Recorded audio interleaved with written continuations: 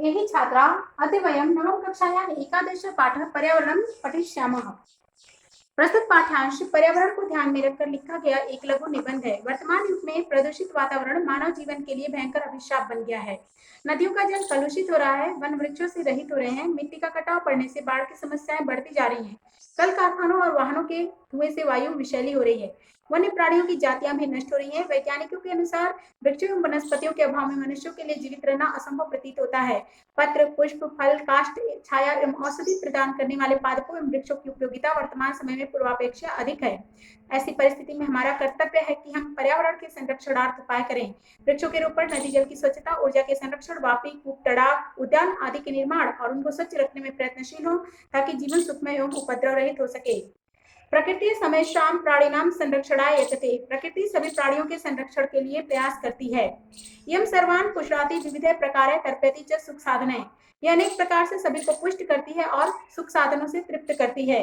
पृथ्वी जलम तेजो वायु आकाशाश्चास्य प्रमुखानि तत्वानि। पृथ्वी, जल, अग्नि, वायु और आकाश इसके प्रमुख तत्व हैं। ताने मिलित्वा पृथक्तया व अस्माकं पर्यावरणं रचयन्ति। वही मिलकर के या अलग से हमारे पर्यावरण की रचना करते हैं। आवृत्ति परितः समन्तात लोको अनिनेति पर्यावरणम। चारों ओर अच्छी प्रकार जिससे लोग आवृत है वो पर्यावरण कहलाता है। यथा अजा शिशु मातृगर्भे सुरक्षित तिष्ठति तथा मानव पर्यावरण कुक्षौ। जैसे अजन्मा बच्चा माता के गर्भ में सुरक्षित रहता है, उसी प्रकार से मानव पर्यावरण के गर्भ में सुरक्षित है। परिष्कृतम प्रदूषणरहितं च पर्यावरणम् अस्मभ्यं सांसारिकं जीवन सुखम सद्विचारम सत्य संकल्पम मांगलिक सामग्रीं च प्रददाति। शुद्ध और प्रदूषण रहित पर्यावरण हमारे लिए सांसारिक जीवन सुख, सद्विचार, सत्य संकल्प और शुभ सामग्री प्रदान करता है। प्रकृति कोपे आतंकितो जनः किम कर्तुम प्रभवति। प्रकृति के कोप से आतंकित व्यक्ति क्या करने में समर्थ है। जल प्लावने, अग्निभये, भूकंपे, वात्याचक्रे, उल्कापातादिभिश्च संतप्तस्य मानवस्य क्व मंगलम। बाढ़, आगजनी, भूकंप, तूफान तथा उल्कापात आदि से पीड़ित मानव का सुख कहाँ है। अतएव प्रकृति रस्माभि रक्षणीया, इसलिए हमें प्रकृति की रक्षा करनी चाहिए। तेंच पर्यावरणं रक्षितं भविष्यति, उसी से पर्यावरण की रक्षा होगी। प्राचीन काले लोग मंगला संशीर्ण ऋषियों वने निवसन्ति स्म। पुराने समय में लोक कल्याण चाहने वाले ऋषि वन में निवास करते थे। यतो ही वने एव सुरक्षितं पर्यावरणम् उपलभ्यते स्म, क्योंकि वन में ही सुरक्षित पर्यावरण उपलब्ध था। विविधा विहगा कुल कल तत्र श्रोत्र रसायनम ददति। अनेक पक्षी सुंदर ध्वनियों से कानों को प्रिय लगने वाले रसायन प्रदान करते हैं। सरितो गिरि निर्झराश्च अमृत स्वादु निर्मलम जलम प्रयच्छन्ति। नदियां, पर्वत और झरने अमृत के समान निर्मल जल प्रदान करते हैं। वृक्षा लताश्च फलानि पुष्पाणि ईंधन काष्ठानि च बाहुल्येन समुपहरन्ति। वृक्ष और लता फल, पुष्प तथा ईंधन के लिए लकड़ी अधिकता से उपहार के रूप में प्रदान करते हैं। शीतल मंद सुगंध वन पवना औषध कल्पम प्राणवायु वितरन्ति। शीतल मंद और सुगंधित वन की पवन औषधि के समान प्राणवायु को वितरित करती है। परंतु स्वार्थांधो मानव तदेव पर्यावरण अद्य नश्यति।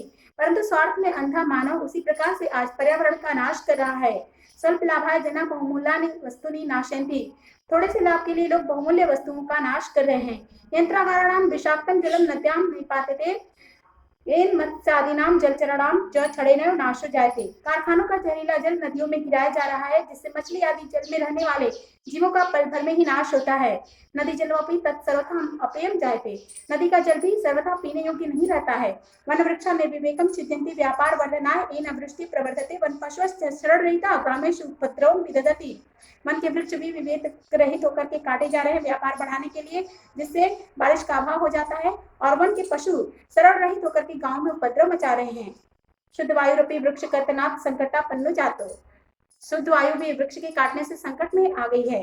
एवं ही स्वार्थांत मानव विकृति मुक्ता प्रकृति देव तेषां विनाश कर्तृ संजाता।